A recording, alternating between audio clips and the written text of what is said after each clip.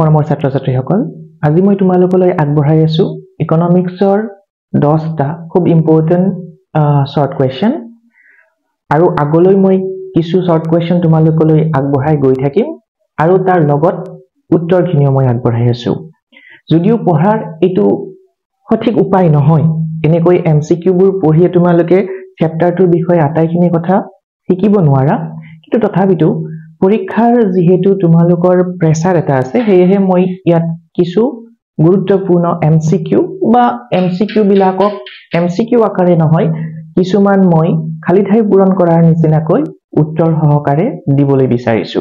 গতিকে এই important question কেইটা তোমালোকে অকমান চাবা আৰু তাৰ লগত দুটা এটা টপিক মই একেলগে ব্যাখ্যাও কৰি যাম গতিকে ধ্যান দি প্ৰশ্নবোৰ চাবা আৰু তাৰ উত্তৰবোৰ তোমালোকে পেন পেপাৰ ইউজ কৰি লিখি লবলৈ যত্ন কৰিবা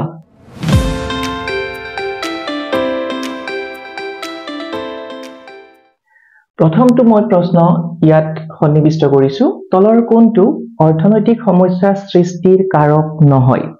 প্ৰথমতে আমি বুজি লব লাগিল অৰ্থনৈতিক সমস্যা বুলিলে কাক বুজোৱা হয় অৰ্থনৈতিক সমস্যা বুলি কোৱাৰ লগে লগে আমি বুজি লওঁ যে সমাজত আমি প্ৰতিজন ব্যক্তিয়ে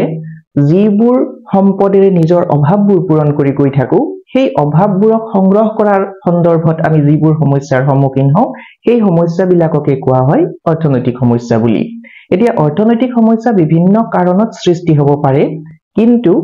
আমি ইয়াত চাৰিটা বিকল্প পাইছো এই বিকল্পৰ মাজত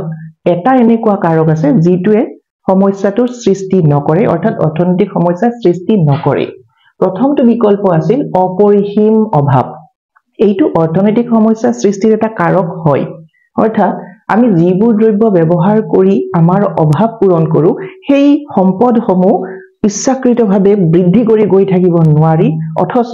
তাৰ প্ৰয়োজনীয়তা দৈনন্দিন বৃদ্ধি হৈ গৈ আছে গতিকে সমস্যা সৃষ্টিৰ ই এক কাৰক হয় কিন্তু আমাক সুধিছে কাৰক নহয় কোনটো গতিকে এইটো আমাৰ শুদ্ধ উত্তৰ নহয় নেক্সট সীমিত সম্পদ অৰ্থাৎ সম্পদসমূহ অপৰিসীম নহয় অভাৱহে অপৰিসীম আমি ব্যৱহাৰ কৰা আহিলাবোৰ সীমাবদ্ধ গতিকে এয়াও আমাৰ শুদ্ধ উত্তৰ নহয় তাৰ পিছত এটা আছে বিনিময় অৰ্থাৎ আদান প্ৰদান বুলি আমি ক'ব পাৰো আৰু চতুৰ্থটো আছে বিকল্প ব্যৱহাৰ আমাৰ এই চাৰিওটাৰ ভিতৰত শুদ্ধ উত্তৰটো হ'ব বিনিময় অৰ্থাৎ বিনিময়ে অৰ্থনৈতিক সমস্যাৰ সৃষ্টি নকৰে আন আটাইবোৰ এই তিনিটা কাৰকে অৰ্থনৈতিক সমস্যাৰ সৃষ্টি কৰিব পাৰি গতিকে শুদ্ধ উত্তৰ হ'ব এই প্ৰশ্নটোৰ বিনিময়ৰ ফলত অৰ্থনৈতিক সমস্যাৰ সৃষ্টি নহয় দ্বিতীয়টো প্ৰশ্ন আছিল অৰ্থনৈতিক বিকাশৰ বাবে সম্পদৰ দেশ আৱশ্যক সম্পদ কি হ'ব লাগিব যে যাতে আমাৰ অৰ্থনৈতিক বিকাশ সম্ভৱ হয় তেন্তে অৰ্থনৈতিক বিকাশৰ বাবে সম্পদৰ বৃদ্ধি হ'ব লাগিব সম্পদ যদি বাঢ়ি গৈ থাকে তেতিয়া হলে আমাৰ অৰ্থনৈতিক সমস্যাবিলাক সমাধান হ'ব আৰু অৰ্থনৈতিক সমস্যা সমাধান হলেহে অৰ্থনৈতিক বিকাশ সম্ভৱ তাৰ পিছত তৃতীয়টো প্ৰশ্ন মই ইয়াত সন্নিবিষ্ট কৰিছো এবিধ দ্ৰব্যৰ প্ৰান্তিক উপযোগিতা ঋণাত্মক হয় যেতিয়া তাৰ মুঠ উপযোগিতা ড্যাশ হয় ইয়াত অকমান টেকনিক্যাল কথা আছে উপযোগিতা অৰ্থাৎ ইউটিলিটি ইংৰাজীত কোৱা হয় প্ৰান্তিক উপযোগিতা কাক কয় প্ৰথমতে আমি এইটো বস্তু বুজি ল'ব লাগিব প্ৰান্তিক উপযোগিতা বুজাব যেতিয়া আমি ধাৰাবাহিকভাৱে কোনো দ্ৰব্য ব্যৱহাৰ কৰি গৈ থাকো এটা অতিৰিক্ত গোট ব্যৱহাৰ কৰাৰ ফলত আমি যিখিনি উপযোগিতা লাভ কৰো সেই উপযোগিতাখিনি কোৱা হয় প্ৰান্তিক উপযোগিতা অৰ্থাৎ অনানুষ্ঠানিকভাৱে আমি ক'ব পাৰো প্ৰান্তিক উপযোগিতা সৰ্বশেষৰ উপযোগিতা প্ৰান্তিক উপযোগিতা ঋণাত্মক যেতিয়া হয় এই ধাৰণাটোৰ কথা মই একেলগে কওঁ ঋণাত্মক কিয় হয় আমি যেতিয়া উপযোগিতা বিধিৰ কথা বিশ্লেষণ কৰো তেতিয়া আমি ক্ৰম হ্ৰাসমান প্ৰান্তিক উপযোগিতা বিধি নামেৰে এটা বিধিৰ বিষয়ে শিকিব পাওঁ ইংৰাজীত কোৱা হয় law of diminishing marginal utility এই বিধিয়ে ব্যাখ্যা কৰে যে আমি নিৰবিচ্ছিন্নভাৱে বা ধাৰাবাহিকভাৱে যেতিয়া কোনো এবিধ দ্ৰব্য ব্যৱহাৰ কৰি গৈ থাকো প্ৰথম অৱস্থাত এটা এটাকৈ দ্ৰব্যৰ গোট বৃদ্ধি কৰিলে আমাৰ সন্তুষ্টি বা উপযোগিতা বৃদ্ধি হৈ গৈ থাকে এটা ষ্টেজত বা এটা স্তৰত আৰু বৃদ্ধি হ'বলৈ বৃদ্ধি নহবলৈ আৰম্ভ কৰে মানে স্থবিৰ হয় আৰু এটা ষ্টেজত গৈ ই বৃদ্ধি কি হ্ৰাস পাবলৈ আৰম্ভ কৰে অৰ্থাৎ আমি অত্যাধিক উপভোগ কৰিবলৈ যদি গোট বৃদ্ধি কৰি গৈ থাকো উপযোগিতা আমাৰ বৃদ্ধি নহয় হ্ৰাস পাবলৈহে উলটাকৈ আৰম্ভ কৰে সেইটোকে কোৱা হৈছে প্ৰান্তিক উপযোগিতা বিধি বা প্ৰান্তিক উপযোগিতাৰ ঋণাত্মক হোৱাৰ কথাটো তো প্ৰান্তিক উপযোগিতা যেতিয়া ঋণাত্মক হয় তেন্তে মুঠ উপযোগিতা হ্ৰাস পাবলৈ আৰম্ভ কৰে হ্ৰাস হয় তেন্তে ইয়াৰ শুদ্ধ উত্তৰটো হ'ব এবিধ দ্ৰব্যৰ প্ৰান্তিক উপযোগিতা ঋণাত্মক হয় তেতিয়া তাৰ মুঠ উপযোগিতা হ্ৰাস হয় বা হ্ৰাস পায় ডিক্ৰিজ হয় চতুৰ্থ প্ৰশ্নটো যেতিয়া মুঠ উপযোগিতা সৰ্বাধিক হয় তেতিয়া প্ৰান্তিক উপযোগিতা ড্যাশ হয় প্ৰান্তিক উপযোগিতা মানে সৰ্বশেষৰ উপযোগিতাখিনিৰ কথা কৈছো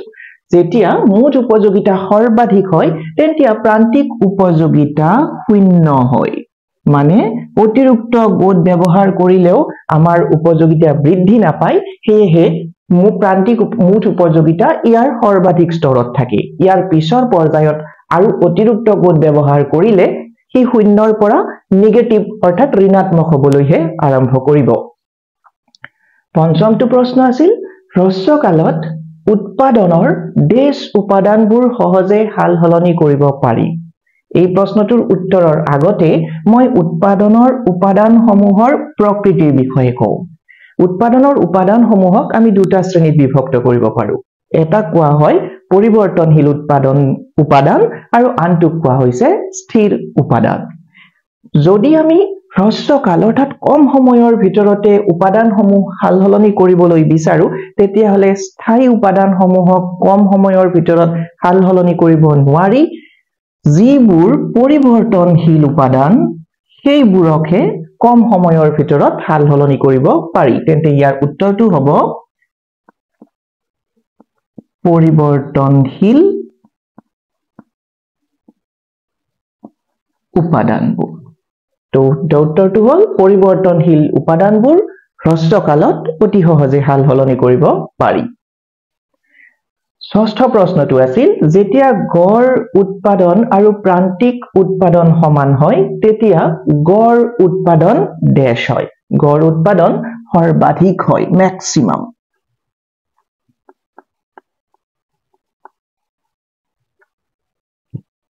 শুদ্ধ উত্তৰটো হ'ব ইয়াৰ সৰ্বাধিক হয় অৰ্থাৎ যেতিয়া গড় উৎপাদন আৰু প্ৰান্তিক উৎপাদন দুয়োটাই সমান হয় গড় মানে প্ৰতিটো উপাদানৰ বিপৰীতে উৎপাদন হোৱা দ্ৰব্য গোট আৰু প্ৰান্তিকটো অন্তিমটো গোট মই বাৰে বাৰে কৈ আছো এই দুয়োটাই যেতিয়া একে সমান হ'ব তেতিয়া গড় উৎপাদন সৰ্বাধিক স্তৰত থাকিব সপ্তমটো প্ৰশ্ন পূৰ্ণ প্ৰতিযোগিতামূলক বজাৰত গড় আয় ড্যাশ হয় এতিয়া আকৌ বজাৰৰ গাঁথনি সম্পৰ্কে আমি পঢ়িব লাগিব বজাৰ আমি পূৰ্ণ প্ৰতিযোগিতামূলক বজাৰ হিচাপে এটা শ্ৰেণীৰ বজাৰ পাও যি বজাৰ ব্যৱস্থাত একাধিক বা বহুত সেলাৰ অৰ্থাৎ বিক্ৰেতা প্ৰতিষ্ঠান আৰু ক্ৰেতা উপস্থিত থাকে ইয়াতে একে প্ৰকৃতিৰ দ্ৰব্যবোৰ একে মূল্যতে আমি ক্ৰয় বিক্ৰয় কৰাৰ সুযোগ লাভ কৰো এনে বজাৰক কোৱা হয় পূৰ্ণ প্ৰতিযোগিতামূলক বজাৰ এনে বজাৰত গড় আয়ৰ পৰিমাণে দ্ৰব্যবিধৰ মূল্যক বুজাই প্ৰাইস অথবা তোমালোকে যদি এইটোক প্ৰান্তিক আয় বুলিও লিখা তথাপিতো শুদ্ধ কিয়নো গড় আয় প্ৰতিটো দ্ৰব্যৰ মূল্য আৰু প্ৰান্তিক আয় উভয়ৰে সমান হয় তেন্তে ইয়াৰ শুদ্ধ উত্তৰ হিচাপে মই দুটা উত্তৰে কৈছো পি অৰ্থাৎ মূল্য প্ৰাইস বুলি কলেও হ'ব আৰু প্ৰান্তিক আয় অৰ্থাৎ এম আৰ বুলি কলেও শুদ্ধই বুজাব নেক্সট অষ্টম প্ৰশ্নটো সুযোগ ব্যয়ক ডেজ ব্যয় বুলিও কোৱা হয় খুবেই গুৰুত্বপূৰ্ণ প্ৰশ্ন এইটো সুযোগ ব্যয় এতিয়া সুযোগ ব্যয় কাক ক'ব ব্যয় শ্ৰেণী বিভাজন কৰিলে আমি দেখিবলৈ পাওঁ এটা প্ৰকৃতি সুযোগ ব্যয় অৰ্থাৎ আমি যেতিয়া উপাদানবোৰ ব্যৱহাৰ কৰি গৈ থাকো উৎপাদনৰ বাবে তেতিয়া এটা উৎপাদন কৰিবলৈ গলে আমি আন এটা দ্ৰব্য বা আন এটা সেৱা উৎপাদন কৰাৰ সুযোগ এটা ত্যাগ কৰিব লগা হয় যেনেকৈ উদাহৰণত কওঁ এজন কৃষকৰ সীমাবদ্ধতা থকা মাটি এটুকুৰাত তেওঁ যেতিয়া খেতি কৰিবলৈ বিচাৰে তেতিয়া তেওঁ দুবিধ দ্ৰব্যৰ খেতি কৰিবলৈ হলে এটা টুকুৰাত তেও এবিধ দ্ৰব্য উৎপাদনৰ যি সুযোগ তাক ত্যাগ কৰিব লাগিব তাৰ পাছতে আন অংশখিনিত তেও আনবিধ দ্ৰব্য উৎপাদন কৰিব পাৰিব বা তেও যদি কোনো সেই এটা নিৰ্দিষ্ট দ্ৰব্যৰ উৎপাদন বৃদ্ধি কৰিব বিচাৰে তেতিয়া হলে আনবিধ দ্ৰব্য উৎপাদন কৰাৰ সেই সুযোগক সম্পূৰ্ণৰূপে ত্যাগ কৰিব লাগিব তেতিয়াহে তেও প্ৰথমবিধ দ্ৰব্যক এক অত্যাধিক পৰিমাণত উৎপাদন কৰিব পাৰিব হেহে আমি সুযোগ ব্যয়ক বিকল্প ব্যয় বুলিও কওঁ বিকল্প ব্যয় অল্টাৰনেটিভ কষ্ট বুলি কোৱা হয় ইংৰাজীত তাৰ পিছত 9 নম্বৰত কৈছিলো মই মুঠ ব্যয় ইংৰাজীত টোটাল কষ্ট বুলি কোৱা হয় হেহে সাংকেতিকভাৱে মই টিসি বুলি লিখিছো টিসি হৈছে এটা মুঠ পৰিৱৰ্তনশীল ব্যয় সমুকৈ তাক টিভিসি বুলি লিখিছো অৰ্থাৎ টোটাল ভেৰিয়েবল কষ্ট আৰু টোটাল ফিক্সড কষ্ট অৰ্থাৎ স্থিৰ উৎপাদন ব্যয়ৰ যোগফল হয় অৰ্থাৎ মুঠ উৎপাদন ব্যয়ত পৰিৱৰ্তনশীল আৰু স্থিৰ দুয়োটাৰে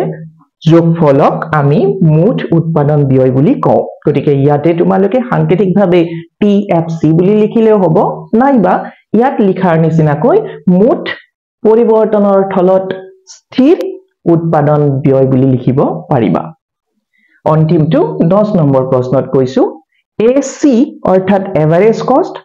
অসমীয়াত কোৱা হ'ব গড় উৎপাদন ব্যয় ইজ ইকুৱেল টু ডেশ প্লাস এএফসি এএফসিৰ ফুল ফৰ্ম হ'ব এভাৰেজ ফিক্সড কষ্ট গড় স্থিৰ উৎপাদন ব্যয় তেন্তে ইয়াত কি আহিব এয়া যদি স্থিৰ হয় তেতিয়া হলে নিশ্চিত যে ইয়াতে বহিব এভাৰেজ ভেৰিয়েবল কষ্ট অৰ্থাৎ পৰিৱৰ্তনশীল আৰু স্থিৰ দুয়োটা লগ লাগিহে আমি পাম মুঠ ব্যয় ইয়াত যেনেকৈ মই লিখিছিলো ঠিক তেনেকৈ ইয়াতো মই দেখিবলৈ পাম যে গড় উৎপাদন ব্যয় পাবলৈ হলে তাত ভেৰিয়েবল কষ্ট আৰু ফিক্সড কষ্ট দুয়োটাকে লগ লগাব লাগিব আৰু দ্ৰব্যৰ সংখ্যাৰে তাক হৰণ কৰিব লাগিব তেতিয়া আমি পাম দ্ৰব্যবিধৰ গড় উৎপাদন ব্যয় তেন্তে এই 10টা প্ৰশ্নৰ উত্তৰ তোমালোকে মনত ৰাখিবা আৰু ইয়াৰ লগত আনুষংগিক কিছু তথ্যও চেপ্টাৰটোৰ পৰা পঢ়িবলৈ যত্ন কৰিবা